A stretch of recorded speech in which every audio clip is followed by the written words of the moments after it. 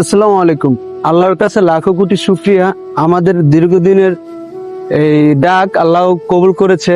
আমাদের অনেক দিনের আশা ছিল আমাদের এই চরমশমারি জামে মসজিদের পাশে বড় গোরস্থান হবে এবং কি ঈদগাহ মাঠ হবে। তো আল্লাহ তাআলা অবশেষে ডাক কবুল করতেছে, কবুল করবেন।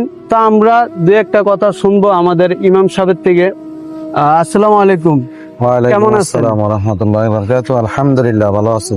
তো হুজুর, অনেকদিন চেষ্টার পরে বা অনেক কষ্ট করার পরে আমাদের এই ঈদগাহ মাঠ বা গোরস্থানের কাজ চলতেছে। আপনার কাছে কেমন লাগতেছে জানাবেন।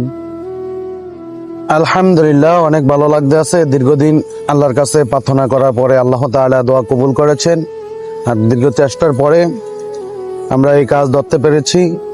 আল্লাহ রাব্বুল আলামিন কবুল করেছেন। যারা এই জায়গা দান করছেন বা দান খয়রাত করেছেন, আল্লাহ পাক যেমন সকলের দানগুলো কবুল করে নেয়, সকলে বলে আমি। এবং কি সকলের কাছে দোয়া চাই যেমন আমরা কাজটা সুন্দর করতে পারি।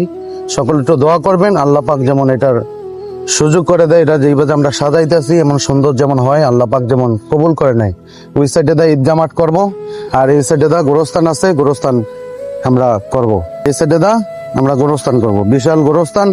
এটা 5টা এলাকা মিল্লা এই গোরস্থানটা। চরমশমারি আছে এবং কি চরপুটিয়া আছে এবং কি চর ইন্দুরিয়া আছে। 5 গ্রামের মানুষ মিললে আমরা এই কাজের মধ্যে আছি। আল্লাহ পাক আমাদেরকে কবুল করুক। আপনারা সকলে দোয়া করবেন, আল্লাহ পাক যেমন আমাদেরকে কবুল করুক। আসসালামু আলাইকুম। সবার প্রতি আমার সালাম রইল। আশা করি আপনারা সবাই ভালো আছেন।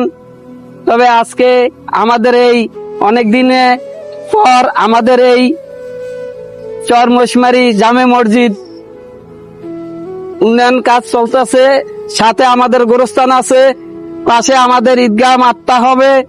তবে আশা করি সবাই দেখতে আছেন, যারা দেখবেন, যারা শরিক হওয়ার জন্য সবাইকে বিশেষভাবে অনুরোধ করছি, যারা শরিক হবেন আমাদেরকে দিয়ে সাহায্য করবেন।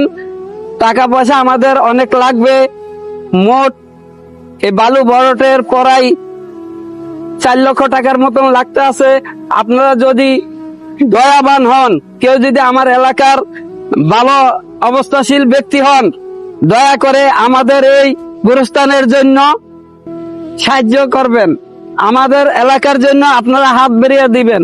আমরা নদী ভাঙ্গা মানুষ, আমাদের সব সময় করার তৌফিক থাকবে না, এই গোরস্থান সব সময় করার তৌফিক থাকবে না। তাই আমরা ভূমিকা নিচ্ছি গোরস্থানটা যাতে একটু বড়ভাবে করতে পারি।